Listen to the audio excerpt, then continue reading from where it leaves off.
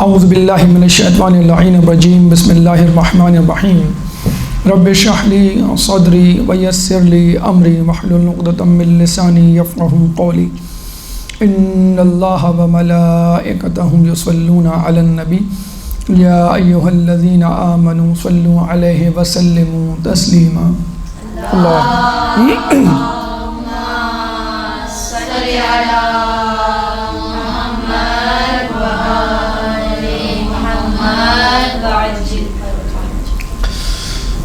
ایام عزا کے حوالے سے کہا جاتا ہے کہ یہ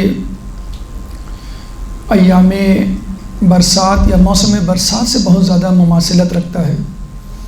ہم موسم برسات میں دیکھتے ہیں کہ ہوائیں چلتی ہیں، کالی گھٹاؤں کو ایک جگہ سے دوسری جگہ منتقل کرتی ہیں، پھر ایک دم سے حبس کسی کیفیت طاری ہوتی ہے اور پھر یکدم آسمان سے بارش ہونے لگتی ہے، اور پھر بارش کے بعد فضا معطر اور خوشگوار ہو جاتی ہے۔ بالکل یہی کچھ معاملہ ایام عزا کے ساتھ ہوتا ہے۔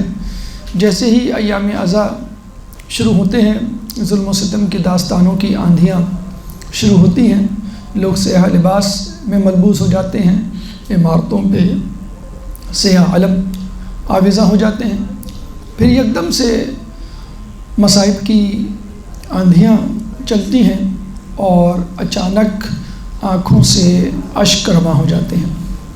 لیکن پھر جب انسان اس فرش عزا سے، کربلا کے مصائب پر رو کے اٹھتا ہے تو اپنی طبیعت میں ایک ہلکا پن محسوس کرتا ہے۔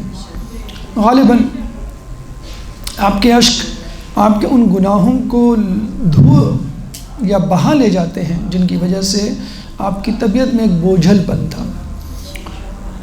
ایام عزا کا ایک فائدہ، اہم ترین فائدہ، ذاتی فائدہ یہ ہے کہ انسان ان ایام عزا میں اپنے گناہوں کو بخشوا لے۔ دیکھ کیسے دھل گئے ہیں گریہ و زاری کے بعد، آسماں بارش کے بعد اور میں عزاداری کے بعد۔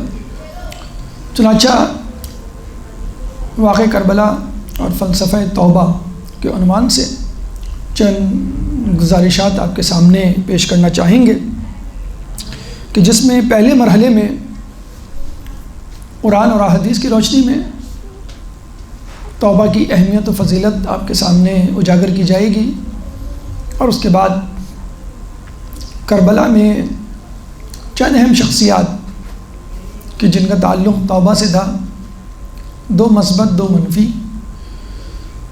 دو شخصیات کی جن کی توبہ قبول ہوئی، جن کو توبہ کی توفیق ہوئی، اور دو شخصیات جن کی توبہ قبول نہیں ہوئی یا جن کو توبہ کی توفیق نصیب نہ ہوئی۔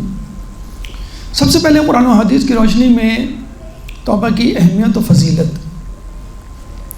اللہ تعالیٰ قرآن مجید فرقان حمید میں ان لوگوں کا تذکرہ کرتا ہے کہ جو اللہ کی رحمت سے مایوس ہو چکے ہیں۔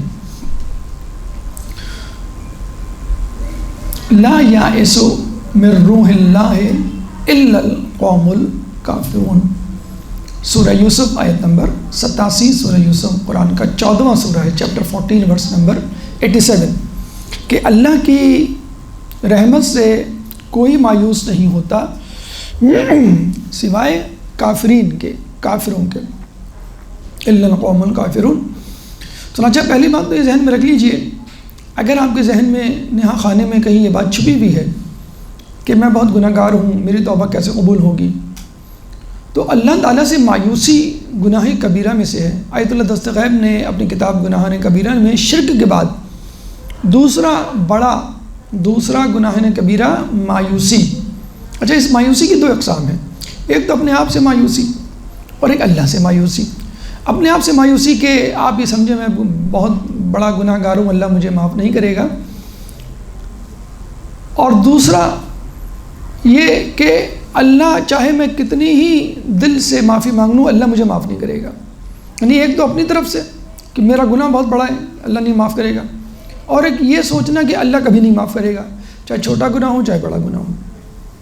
تو یہ قابل قبول ہے کہ آپ اپنے طور پہ یہ سمجھیں کہ میرا گناہ بہت بڑا ہے، یہ معاف نہیں ہوگا، لیکن یہ سمجھنا کہ میرا گناہ چھوٹا ہے بڑا ہے اللہ مجھے معاف نہیں کرے گا، یعنی نعوذ باللہ اللہ شقی ہے یا اللہ جو ہے وہ رحمت کا منبع سا چشمہ نہیں ہے، یہ آپ سوچ رہے ہیں۔ تو اللہ تعالیٰ سے مایوس کون ہوتا ہے؟ کافرین، کافر، کفار۔ تو اپنے آپ کو اگر اس مایوسی کی کیفیت سے نکالنا ہے تو سمجھ لیجئے کہ آپ کو اپنے اوپر سے کفر کا فتویٰ ٹھپا ہٹانا ہوگا۔ چنانچہ خوش ہو جائیے، چونکہ آپ کافر نہیں ہیں اس لیے آپ کو مایوس ہونا زیب نہیں دیتا۔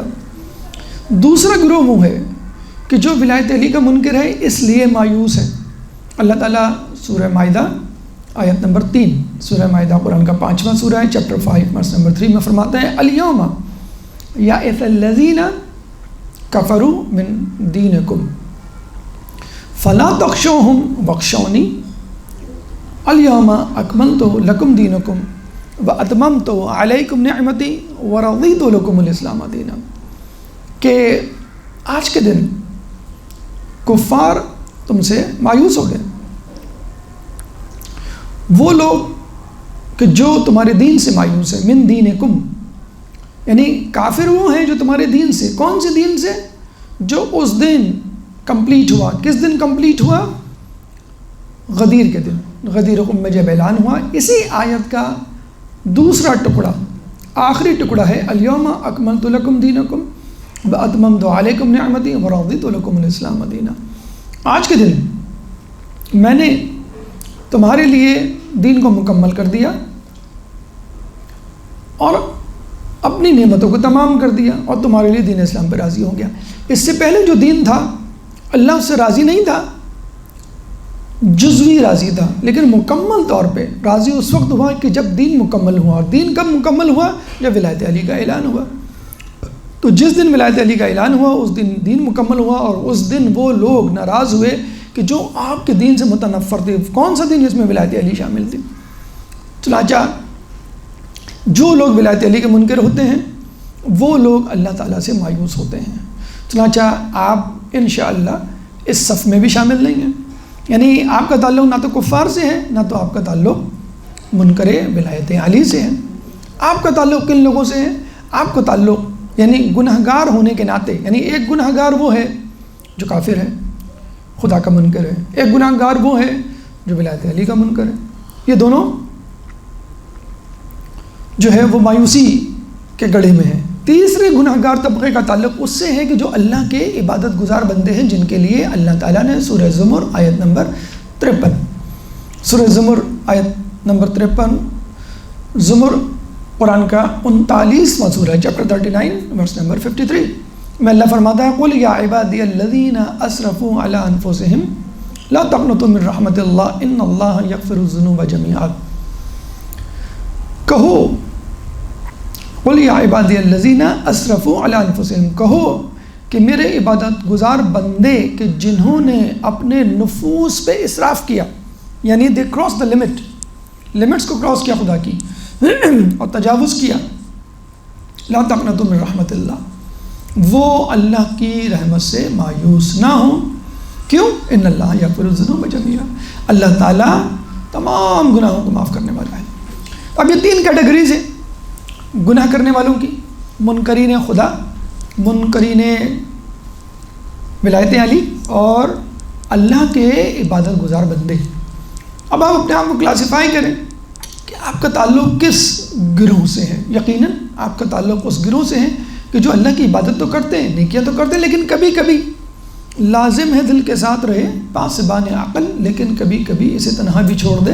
علامہ اقبال نے یہ شعر اصل میں ابراہیم علیہ السلام کے لیے کہا تھا کہ جنہوں نے جو ہے وہ عقل نہیں دل کی سنی۔ عقل تو یہ کہہ رہی تھی کہ بھئی آگ ہے جل جاؤ گے، دل یہ کہہ رہا تھا کوئی بات نہیں، بے خطر کود پڑا آتش نمرود میں عشق، عقل ہے محو تماشائے لب بام ابھی۔ عقل جو ہے وہ انگلیوں میں، دانتوں میں انگلیاں دبائے دیکھتی رہی کہ یہ کیا ہو رہا ہے، واٹس گوئنگ آن۔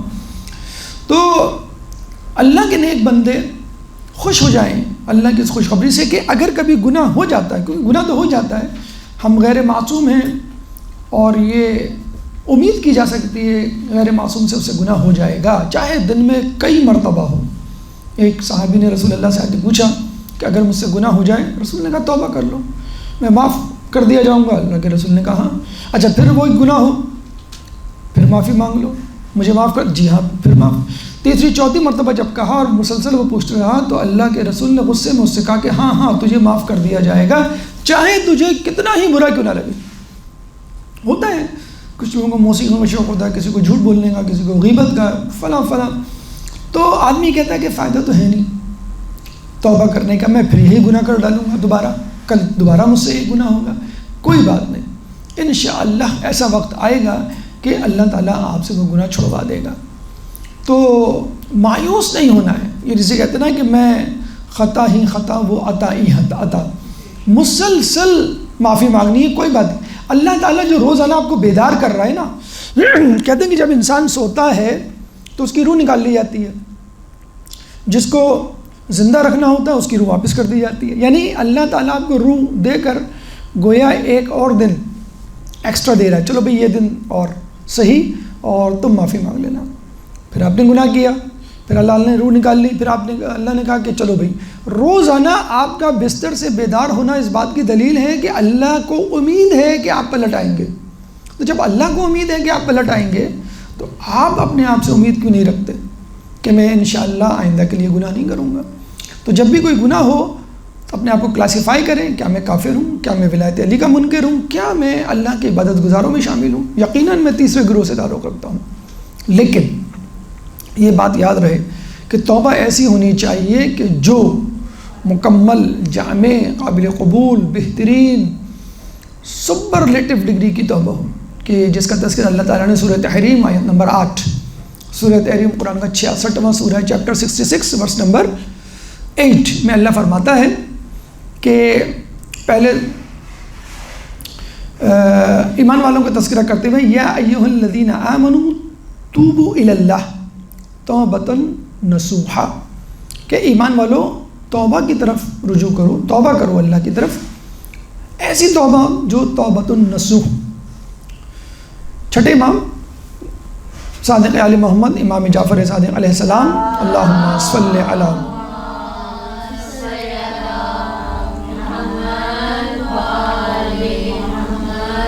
سے جب پوچھا کہ یہ توبۃ النصوح کیا ہے تو آپ نے کہا ایسی توبہ جس میں ندامت قلب، استغفار لسان اور عزم مصمم پایا جاتا ہوں۔ ندامت قلب یعنی انسان نادم ہو اپنے کیے پر، نمبر 2 استغفار لسان، زبان سے استغفار ادا کرے، اور عزم مصمم، اعضاء جوارح سے عزم مصمم کرے کہ آئندہ یہ نہیں کروں گا۔ یہ نہیں صرف ندامت ہو، استغفار نہ ہو، استغفار ہو، آگے کا کچھ پتہ نہیں کروں گا، عزم چاہے وہ دوبارہ ہو جائے، وہ بات کی بات ہے، سچویشن پھر دوبارہ ایسی کریٹ ہو جائے، بہت زیادہ انٹینسیفائی ہو جائے کہ آپ کنٹرول نہ کر سکیں، وہ ایک الگ بات ہے، لیکن فی الحال عزم مصمم کہ میں نہیں کروں گا۔ بلکہ کچھ روایتوں میں تو یہ بھی آیا ہے کہ شرمندگی قلب یا شرمندگی گناہ خود ایک توبہ ہے، یعنی انسان گناہ کرنے کے بعد اتنا شرمندہ ہو، اتنا پریشان ہو، اتنا پشیمان ہو، اتنا افسوس کرے کہ بس اس کو توبہ کی ضرورت ہی نہیں پیش آتی، اللہ اس کو معاف کر دیتا۔ اس دل پہ خدا کی رحمت ہو جس دل کی یہ حالت ہوتی ہے، ایک بار خطا ہو جاتی ہے 100 بار ندامت ہوتی ہے۔ اور ہوتا ہے بعض اوقات انسان کہتا ہے کہ اتنی چھوٹی سی بات تھی، اتنا چھوٹا سا گناہ تھا، اتنا چھوٹا سا مسئلہ تھا، میں پھر بہک گیا، کیوں؟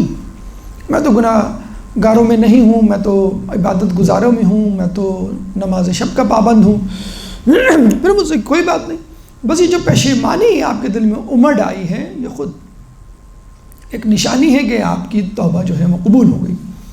ایک اہم ترین فائدہ، اتنا بڑا فائدہ کہ انسان حیران رہ جاتا ہے۔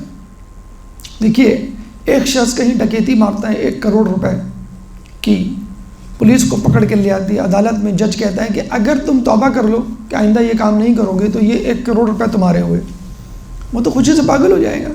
گورنمنٹ طرف سے بعض اوقات اعلان ہوتا ہے کہ کالا دھن سفید دھن میں تبدیل ہو جائے گا، یعنی جو کرپشن سے، چوری سے، آپ نے پیسہ کمایا ہے اس کو ہم وائٹ منی، بلیک منی، وائٹ منی میں تبدیل کر دیں گے اگر آپ اتنا ٹیکس دے دیں، ڈسکلوز کر دیں اپنے اکاؤنٹس مثلاً، تو لوگ کر دیتے ہیں اور پھر وہ وائٹ منی یا جائز مال میں تبدیل ہو جاتا ہے۔ تو ایسا بھی ممکن ہے کہ انسان نے جتنے گناہ کیے ہوں، چاہے وہ کتنے بڑے گناہ ہوں، اور تمام گناہ نیکیوں سے تبدیل کر دی جائیں گے۔ جیسے ہم کہتے ہیں نا گورنمنٹ جو ہے وہ اعلان جاری کرتی ہے کہ آپ کے پاس جتنے بھی پھٹے ہوئے کٹے ہوئے کھوٹے سکے نوٹ ہیں وہ بینک میں جمع کرا دیں، اس کے بدلے میں نئے نوٹ نئے سکے لے لیں۔ تو بعض اوقات نمبر نہیں ہوتا، ویلڈ نہیں ہوتا وہ نوٹ، لیکن آپ بینک میں جاتے ہیں وہ آپ کو چینج کر کے دے دیتا ہے۔ تو اللہ تعالیٰ سورہ سورہ فرقان آیت نمبر 70 میں فرماتا ہے، 70 سے پہلے 68 اور 69 کی جو آیات ہیں اس میں گناہ گاروں کا تذکرہ، مذمت اور ان کی سزا جہنم آگ کا تذکرہ ہے، لیکن 70 میں آ کے اللہ ایک استثناء ایکسیپشن پیدا کرتا ہے کہ یہ تمام چیزیں ان لوگوں کے لیے جو گناہ گار ہیں، الا سوائے ان لوگوں کے، کن کے؟ من تاب وآمن وعمل صالحا عملا، سوائے ان لوگوں کے، الا سوائے ان لوگوں کے، کن لوگوں کے؟ من تاب، جنہوں نے توبہ کی، وآمن ایمان لائے، اور وعمل عملا صالحا، اور جنہوں نے نیک عمل کی۔ یہ 3 کام کر لیں آپ گناہ کے بعد فوراً کیا کریں؟ توبہ کریں اور ایمان لائیں، اور نمبر 3 عمل صالح انجام دیں۔ اللہ تعالیٰ کیا ان کو خوشخبری دیتا ہے؟ فَأُولَٰئِكَ يُبَدِّلُ اللَّهُ سَيِّئَاتِهِمْ حَسَنَاتٍ، تو بس ان لوگوں کے گناہوں کو اللہ نیکیوں سے بدل دے گا۔ کتنا بڑا ماشاءاللہ ایک انعام دیا جا رہا ہے۔ انعام تو اس کو دیا جاتا ہے کہ جو کوئی اچھا کام کرے، جو کوئی نیکی کرے۔ یہاں انعام کس کو دیا جا رہا ہے؟ گناہ گاروں کو۔ روایت میں آیا ہے کہ بعض گناہ انسان کو خدا سے قریب کر دیتے ہیں۔ کیسے؟ توبہ کے ذریعے۔ جب توبہ ہوتی ہے تو تمام گناہ جو ہے وہ ایک دم سے اومٹ ہو جاتے ہیں، ایک دم سے غائب ہو جاتے ہیں، اور پھر جو کچھ گناہ کیا ہوا ہوتا ہے وہ تمام کے تمام نیکیوں میں تبدیل ہو جاتا ہے، بشرط یہ کہ گناہ کو اس طرح زائل کیا جائے کہ جو شرائط مذکور ہیں ان کے ساتھ، یعنی تابا آمنا وعمل عملا صالحا۔ پھر ہم دیکھتے ہیں کہ اللہ تعالیٰ روایتوں میں آیا ہے کہ بہترین انسان وہ ہے کہ جس کو توبہ کے ذریعے امتحان میں مبتلا کیا گیا۔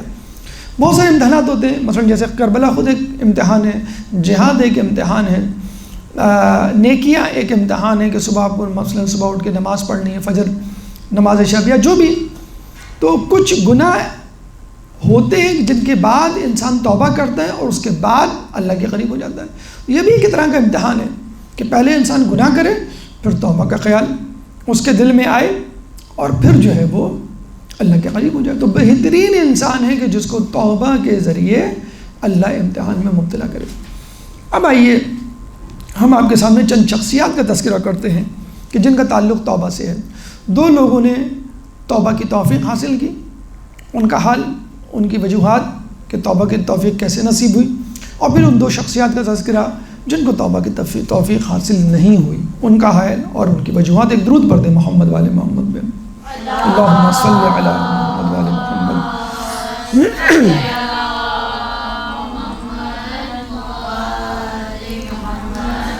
سب سے پہلے زہیر بن قین کا تذکرہ، جس کے بارے میں کہا جاتا ہے کہ جب امام حسین مکے سے کربلا کی طرف جا رہے تھے تو ان کے ساتھ ساتھ زہیر بن قین بھی چل رہا تھا۔ زہیر بن قین اس سے پہلے شیعان عثمان میں شامل تھا، اس سے پہلے جنگ جمل میں امام علی کے مقابل آیا ہوا تھا اور اہل بیت کے دشمنوں میں سے تھا، لیکن جب بعد میں امام حسین کے قافلے کو اس نے دیکھا تو وہ پریشان ہوا کہ میں تو ان کے دشمنوں میں سے ہوں اور ان کے والد بزرگوار کے خلاف میں نے تلوار اٹھائی تھی۔ آپ خود امام حسین کو دیکھ لیجئے، اگر وہ چاہتے ہیں وہ بھی اس شخص سے روگردانی کرتے کہ یہ تو میرے باپ کے قاتلوں کے ساتھ تھا، میں اس سے کیوں بات کروں۔ تو جب امام حسین اپنے باپ کے قاتلوں کے یار و مددگار سے بات کر سکتے ہیں تو اللہ تعالیٰ آپ کی طرف نظر التفات کو نہیں کر سکتا۔ چنانچہ آپ نے اپنے قاصد کو بھیجا کہ جاؤ زہیر بن قین کو کہو کہ تمہیں امام بلا رہے ہیں۔ اب ایک شخص گیا، اب زہیر بن قین اپنی زوجہ کے ساتھ کھانا کھا رہا تھا، اس نے سنی انسنی کر دی۔ اس کی زوجہ نے کہا کہ تم جاؤ سن کر تو آؤ، کیا معاملہ ہے؟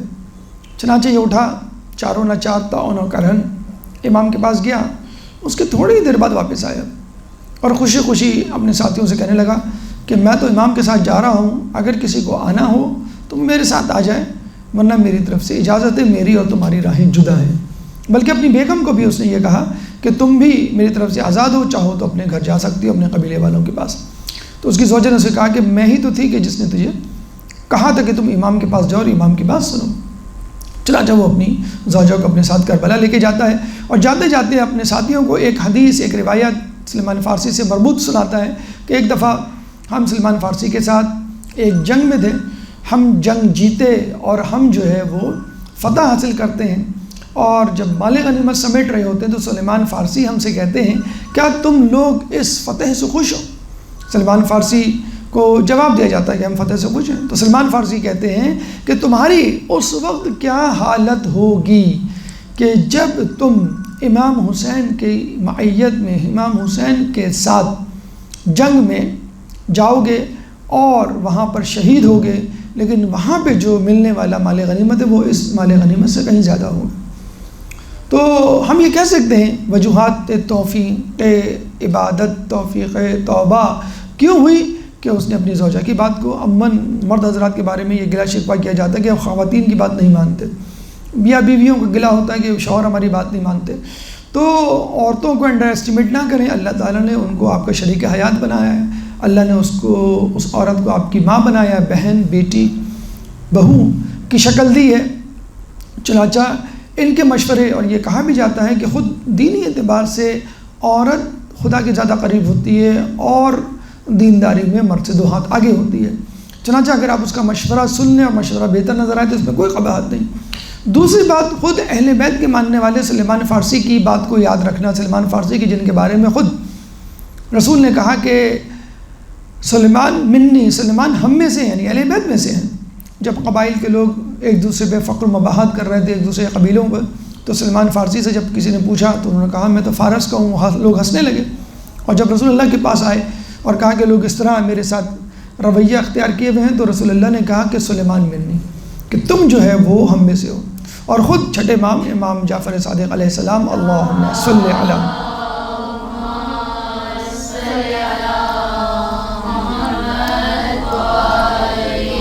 فرماتے ہیں کہ سلیمان ہم اہل بیت میں سے ہیں۔ اور مباہلے میں بھی ہم دیکھتے ہیں کہ رسول اللہ اگر پنجتن کے بعد، اہل کساں کے بعد کسی کو اپنے ساتھ مباہلے کے میدان میں لے جانا پسند کرتے ہیں، اونٹ کی مہار کو تھامے ہوئے، تو وہ سلمان فارسی کی ذات ہوتی ہے۔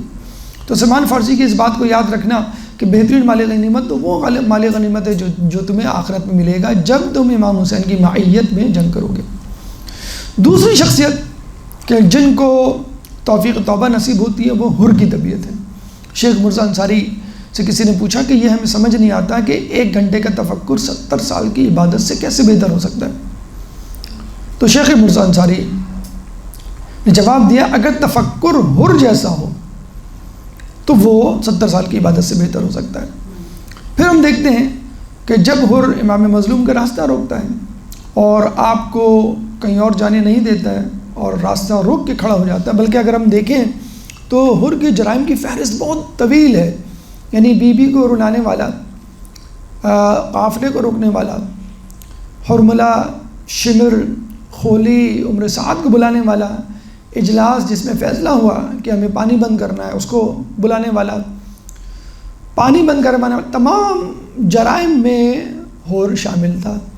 لیکن وہ 1 گھنٹے کا تفکر یا رات بھر کا تفکر اس کے لیے کافی تھا۔ لیکن اس سے بھی بڑھ کر جو علماء اعلام اس بات کی طرف توجہ دلاتے ہیں کہ حر کو جو توفیق توبہ نصیب ہوئی ہے وہ تعظیم اہل بیت، کہ جب امام کا راستہ روکا گیا حر نے تو حر کو کہا سکلت کا ماں تريد، اے حر تو چاہتا کیا ہے؟ تیری ماں، سکلت کا اموں کا، تیری ماں تیرے غم میں بیٹھے۔ اب ہوتا یہ ہے کہ جب انسان لڑتا ہے، گالم گلوچ تک بات پہنچتی ہے اور ماں باپ بیچ میں آتے ہیں تو دوسرا فریق فوراً وہی جواب وہی گالی دوبارہ پلٹاتا ہے۔ حر کو غصہ آیا لیکن اس نے کہا کہ میں یہ نازیبہ لفظ آپ کی ماں کے خلاف نہیں کہہ سکتا کیونکہ آپ کی ماں سیدۃ النساء العالمین ہے۔ اس کے بعد وہ خاموش ہو گیا۔ تو ہم دیکھتے ہیں کہ یہی تعظیم ہے کہ جس کی وجہ سے تمام لوگ جناب سیدہ کے ہاتھ سے دست مبارک سے سلے ہوئے رومال سے محروم رہے، لیکن حر کی ذات کو، حر کو یہ تحفہ ملا جو امام حسین نے خود اپنے ہاتھوں سے دیا۔ یہ تعظیم اہل بیت بالخصوص بی بی سیدہ کی ہم دیکھتے ہیں کہ ہمارے ایک بہت بڑے عالم دین جو سنی سے شیعہ ہوئے مولانا اسماعیل دیوبندی کے حوالے سے بھی ملتا ہے کہ وہ بہت بڑے مناظر تھے اور شیعوں کے خلاف جو ہے وہ تقاریر کیا کرتے تھے۔ ایک گاؤں میں گئے، وہاں پہ شیعوں کے خلاف تقریر کی، شیعوں کی اکثریت تھی وہاں پہ کوئی عالم دین پڑھا لکھا نہیں تھا، چنانچہ لوگ خاموشی سے سنتے رہے بلکہ پریشان غمگین ہوئے۔ جب وہ چلے گئے اور اس مہمان خانے میں جا کر بیٹھ گئے جہاں پہ وہ قیام کیے ہوئے تھے، تو گاؤں کا ایک ضعیف آیا ان سے ملنے کے لیے۔ تو لوگوں نے کہا کہ بھئی ایک ضعیف بوڑھا شخص آیا آپ سے بات کرنا چاہتا ہے۔ تو اس نے کہا ہو سکتا ہے کچھ سوالات رہ گئے ہوں، وہ پوچھنا چاہتا ہوں۔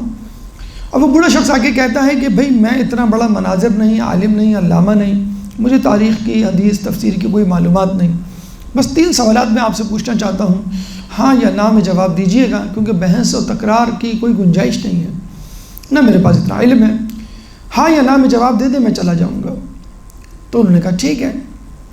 مولانا محمد اسماعیل دیوبندی نے کہا ٹھیک ہے تم یہ سوال پوچھ سکتے ہو۔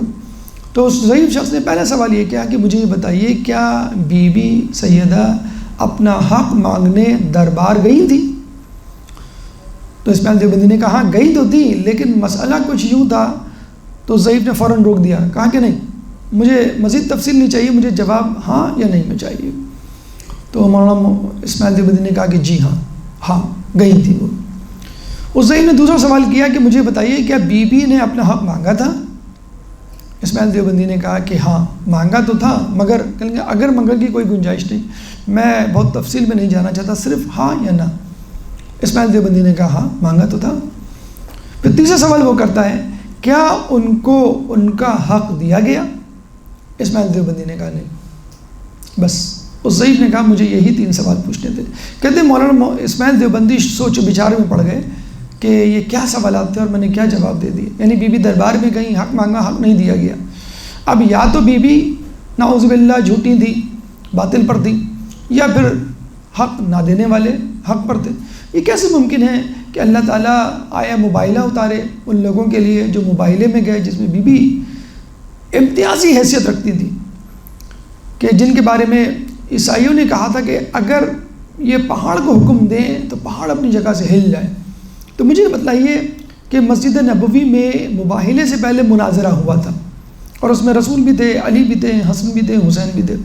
وہ کون سی نئی شخصیت تھی جو مباہلے کے میدان میں آئی تھی اور مسجد نبوی میں موجود نہیں تھی؟ یقیناً بی بی سیدہ کی ذات تھی۔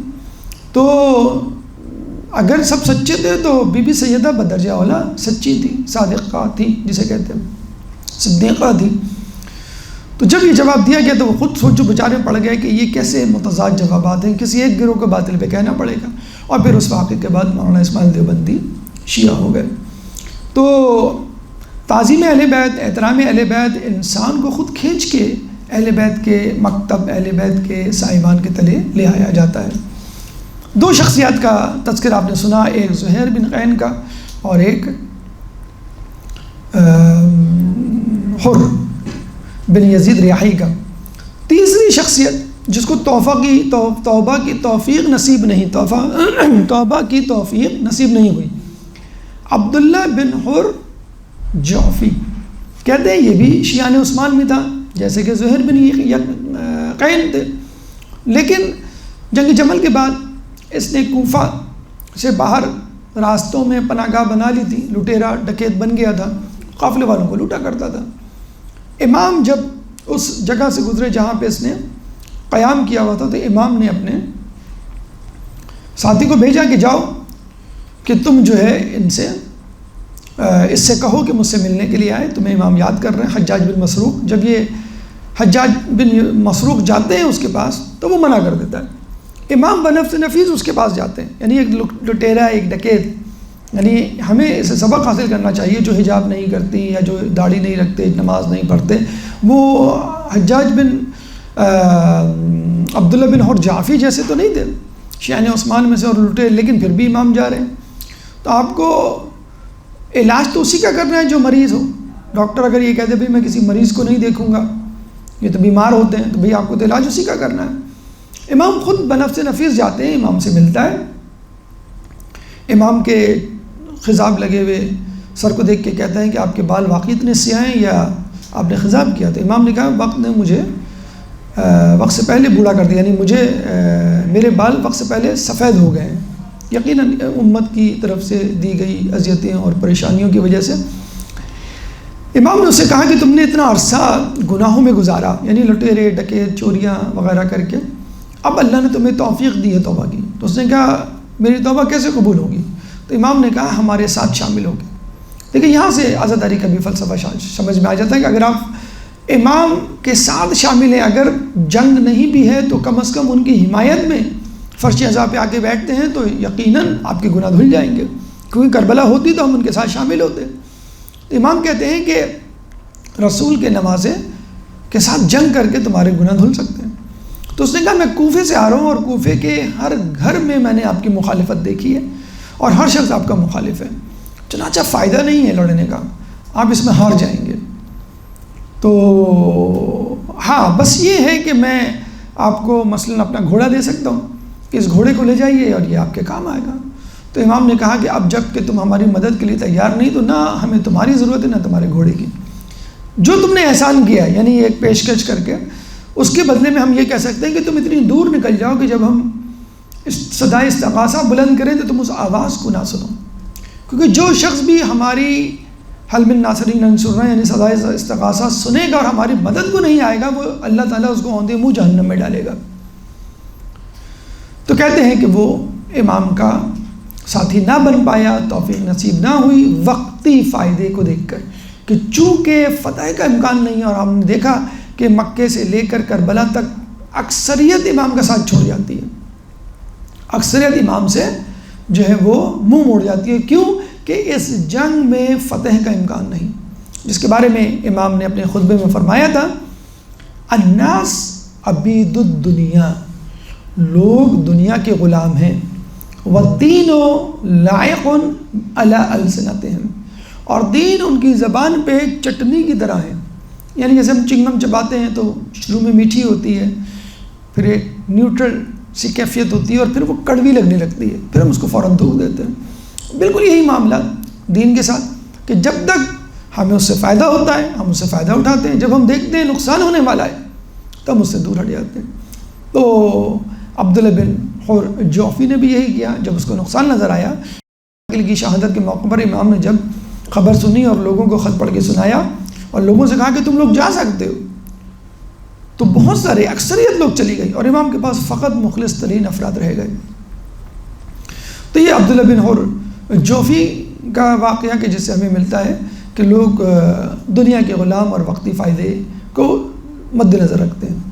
چوتھی شخصیت عمر سعد کی، عمر سعد جو حقیقتاً رے یعنی جو موجودہ تہران ہے شہر ایران کا، اس رے کا فاتح تھا، اس نے وہاں سے دیلمیوں نامی قبیلے کو، دیلمیوں لوگوں کو جو ہے وہاں سے ہٹایا تھا اور وہاں پر قبضہ کیا تھا، اس سے پہلے کہ وہ گورنر بن کر گورنر کی حیثیت سے وہاں جاتا۔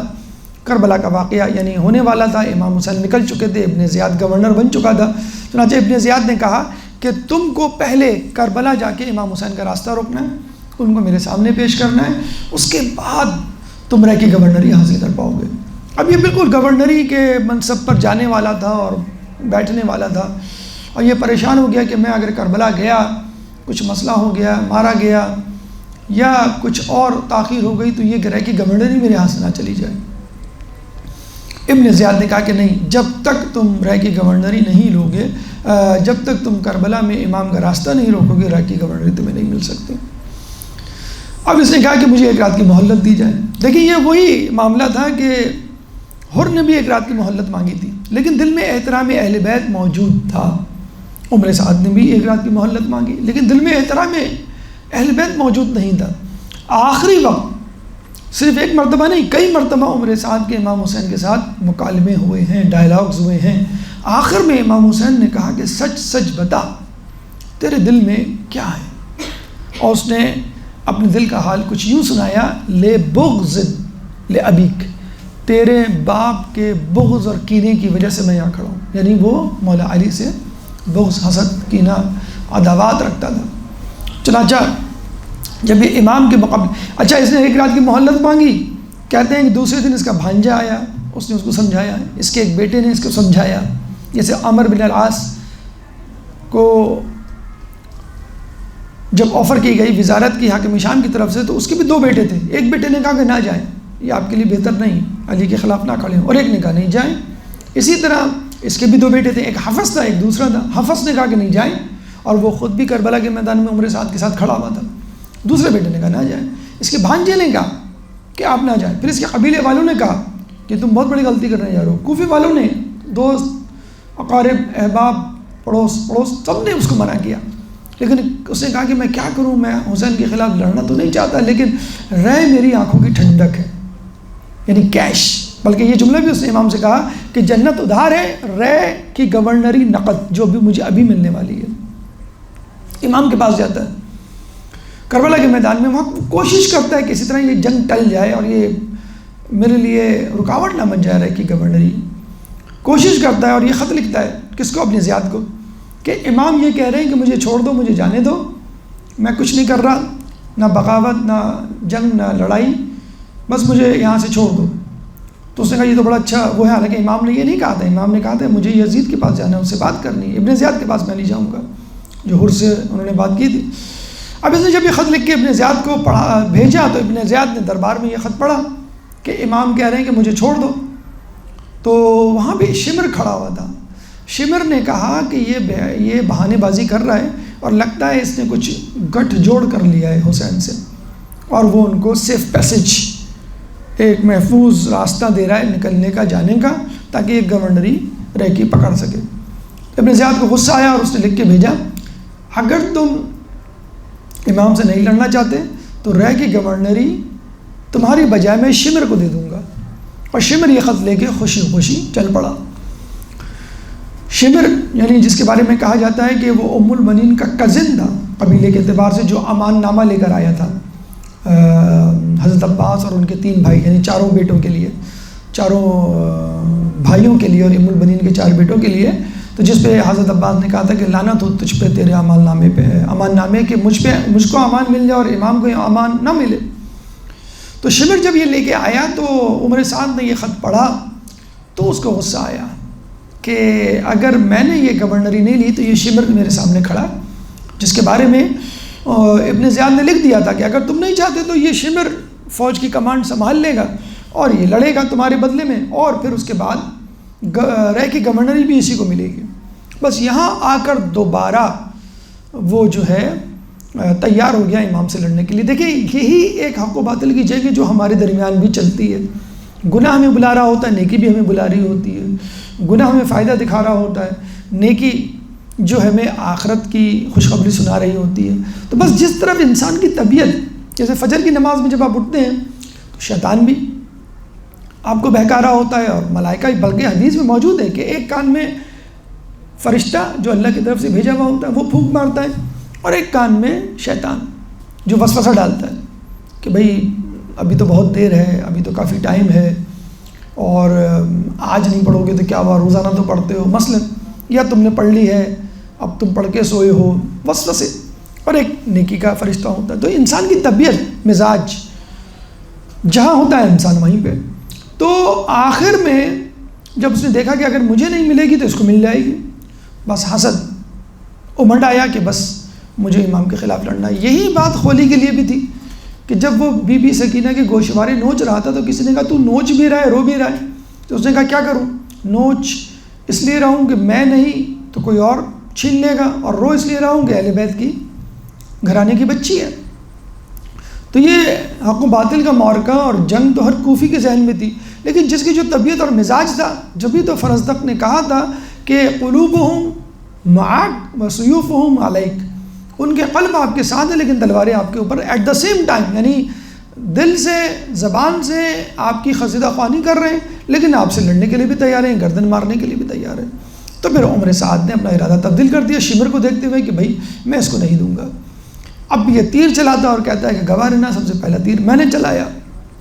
امام حسین اس سے بات بھی کرتے ہیں کہ دیکھو تم باز آ جاؤ، تو کہتا ہے میں کیا کروں، میرا کوفے میں گھر ہے وہ جو ہے جلا دیا جائے گا۔ تو امام نے کہا میں تمہیں نیا گھر بنا کے دوں گا۔ اس نے کہا کوفے میں میری بہت بڑی جاگیر ہے، لوگ اس پہ قبضہ کر لیں گے۔ تو امام نے کہا فکر نہ کرو، شام میں میری ایک بہت بڑی جائیداد ہے جو میں تمہیں دے دوں گا۔ اور کہتے ہیں اس جائیداد کے بارے میں بغیہ کر کے ایک علاقہ، ایک جگہ تھی، امام کی بہت بڑی جائیداد تھی اور حاکم شام نے 1,00,000 دینار دینے کی پیشکش کی تھی لیکن امام نے اس کو نہیں، اتنی خوبصورت جگہ تھی وہ۔ امام نے کہا وہ جگہ میں تجھے دے دوں گا، لیکن اس نے کہا کہ مجھے نہیں چاہیے۔ ایک جگہ ملتا ہے کہ اس نے کہا کہ یہ جو آپ دے رہے ہیں وہ جنت کا بھی کہا، انہوں نے کہا کہ جنت جو ہے وہ ادھار ہے اور یہ رہ کی گورنری بڑی پیشکش ہے اور نقد ہے۔ پھر اس نے کہا کہ وہ میرے گھر والوں کو مار دیں گے۔ تو امام نے جو ہے کہا کہ تجھے رہ کی گندم تو کیا جو بھی نصیب نہیں ہوں گی۔ اس نے کہا تھا میں گندم نہ ملی تو جو کھا لوں گا۔ تو امام نے جو ہے اس سے کہا کہ ما لک ذبحک اللہ علی فراشک، کہ تجھے کیا ہو گیا ہے، تو اپنے بستر پر ذبح ہوگا۔ کہتے ہیں کہ یہ بہت بڑی بد دعا ہوتی ہے جو کسی عرب کو دی جا سکتی ہے۔ بستر پہ ذبح ہونے کا مطلب ہے کہ ایک انسان بزدل بن کر میدان چھوڑ کر اپنے گھر میں بزدلوں کی طرح چھپا بیٹھا ہے۔ اور حقیقت میں عمر سعد کے ساتھ یہ ہوا بھی۔ کربلا کے واقعے کے بعد یہ جہاں بھی جاتا ہے لوگ کہتے ہیں ھذا قاتل الحسین، یہ حسین کا قاتل ہے، پتھر مارتے، جوتے مارتے، برا بھلا کہتے۔ اب یہ بیچارہ، اچھا یہ ابن زیاد کے دربار میں بھی گیا کہ مجھے رہ کے گورنری دے، تو نے کہا تھا قتل کرنے کا، میں نے کر دیا، اب بتا۔ تو اس نے کہا اچھا وہ خط تو دے مجھے جس میں نے لکھا تھا کہ حسین کو قتل کرو۔ تو اس نے کہا کیا تم نے مجھے بیوقوف سمجھ رکھا کہ وہ خط تمہیں دے دوں اور وہ ثبوت مٹا دوں تاکہ تم اس خط کو جلا دو، کہ حکم تم نے دیا تھا، میں نے اپنی طرف سے نہیں۔ اور تاریخ میں ہمیں یہ ملتا ہے کہ یزید کہتا تھا کہ میں نے ابن زیاد کو نہیں کہا تھا قتل کرنے کا، ابن زیاد کہتا ہے کہ میں نے تو گرفتار کرنے کا کہا تھا، عمر سعد نے قتل کر دیا، عمر سعد کہتا ہے کہ قتل میں نے نہیں کیا، شبر نے کیا۔ تو ہر کوئی ایک دوسرے کو الزام۔ ابن زیاد کے سامنے عمر سعد نے کہا وہ خط میں نہیں دوں گا۔ تو اس نے کہا کہ ٹھیک ہے میں تمہیں رہ کی گورنری بھی نہیں دوں گا۔ اور پھر کہتے ہیں کہ عمر سعد والعصر ان الانسان لفی خسر کی آیت پڑھتے ہوئے اس کے محل سے نکلا اور پھر گھر میں جا کر دبک کے بیٹھ گیا۔ امیر مختار نے یہ امام کی جو بد دعا تھی وہ ثابت کیسے ہوئی وہ میں آپ کو بتلا رہا ہوں کہ امام نے جو کہا تھا ذبحک اللہ علی فراشک، تو اپنے بستر پہ ذبح ہو۔ ابھی جب بیٹھ گئے تو امیر مختار نے کہا کہ آج میں ایسے شخص کے قتل کا حکم دوں گا جس کی شکل سور سے ملتی ہوگی، اس کی شکل سور سے ملتی تھی۔ کہتے ہیں گیان کو بھیجا جو ان کا دست راست تھا، جب یہ گیا تو دیکھا وہ بستر پہ سو رہا ہے۔ دروازہ توڑ کے جب اندر داخل ہوئے تو امام کی بد دعا اس کو یاد آئی، تو اس نے کہا کہ کم از کم امام کی بد دعا کو تو غلط ثابت کروں۔ اب یہ اپنے بستر سے اچھلتا ہے، جیسے ہی اچھلتا ہے لحاف میں اس کا سر پاؤں اڑس جاتا ہے اور وہ اوندھے منہ بستر ہی پہ گر جاتا ہے۔ گیان اسی وقت بستر پہ چڑھ کر اس کا سر قلم کر دیتا ہے، یعنی بستر ہی پہ وہ ذبح ہوا۔ پھر سر کو تشت میں لا کر امیر مختار کے سامنے پیش کیا جاتا ہے۔ اتفاق سے کچھ ہی دیر پہلے عمر سعد نے اپنے بیٹے حفص کو بھیجا تھا کہ جا امیر مختار سے میری امان طلب کر۔ جب یہ سر پیش کیا جا رہا تھا اسی وقت حفص جو ہے اپنے باپ کی جان کی امان طلب کر رہا تھا۔ جب اس کے سامنے سے تشت گزرتا ہے، امیر مختار کے سامنے لایا جاتا ہے، تو وہ تشت میں اپنے باپ کے سر کو دیکھ کے کہتا ہے لا خیر فی الدنیا بعد ھذا، کہ اب اس کے بعد دنیا میں کوئی خیر نہیں۔ وہی جملہ جو امام نے حضرت علی اکبر کی شہادت پہ کہا تھا کہ اب اس دنیا میں کوئی خیر نہیں، اس واقعے، اس قتل، اس شہادت کے بعد، وہی جملہ جو امام نے مسلم بن عقیل کی شہادت کے بعد کہا تھا لا خیر فی الدنیا، اب لا عیش فی الدنیا، اب کوئی خیر نہیں، کوئی آرام اور راحت نہیں اس دنیا میں اس واقعے کے بعد۔ تو امیر مختار نے کہا کہ باپ کے سر کے بدلے، باپ کا سر یعنی امام حسین کے سر کے بدلے عمر سعد کا سر، اور بیٹے کے سر کے بدلے بیٹے کا سر، یعنی علی اکبر کے سر کے بدلے میں حفص کا سر۔ تو جو ہاتھ جوڑ کے امان مانگ رہا تھا جان کی، حفص کا بھی سر اڑا دیا جاتا ہے، دونوں کے سروں کو تشت میں رکھ کے پیش کیا جاتا ہے۔ تو امیر مختار کہتا ہے کہ یہ باپ کا سر حسین کے بدلے اور بیٹے کا سر علی اکبر کے ذریعے۔ پھر کہتا ہے کہ خدا کی قسم اگر میں قریش کے تمام لوگوں کو قتل کر دوں تو امام حسین کی انگلی کے پور کے برابر بھی بدلہ پورا نہیں ہوگا۔ تو یہ وہ پہلی بد دعا تھی جو امام نے عمر سعد کو دی تھی، ذبحک اللہ علی فراشک۔ دوسری دعا اس وقت دی تھی جب علی اکبر شہید ہوئے تھے، اور امام نے پہلی مرتبہ یزید کے لشکریوں میں سے کسی لشکری، کسی فوجی، کسی سپاہی کے لیے بد دعا نکالی تھی کہ قطع اللہ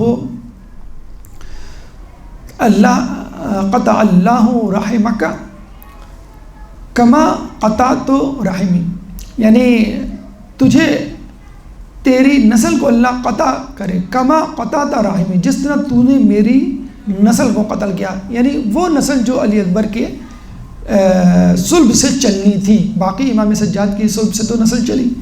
تو یہ جو دو دعائیں تھیں امام نے عمر سعد کو دی، جو اس بات کا حقدار تھا کہ وہ امام کی بد دعا لیتا، کیونکہ اس کے دل میں بغض علی تھا، اور اس کے علاوہ رہ کی گورنری یا دنیا کا کیش یا دنیا کی عارضی نعمت اس کو زیادہ عزیز تھی۔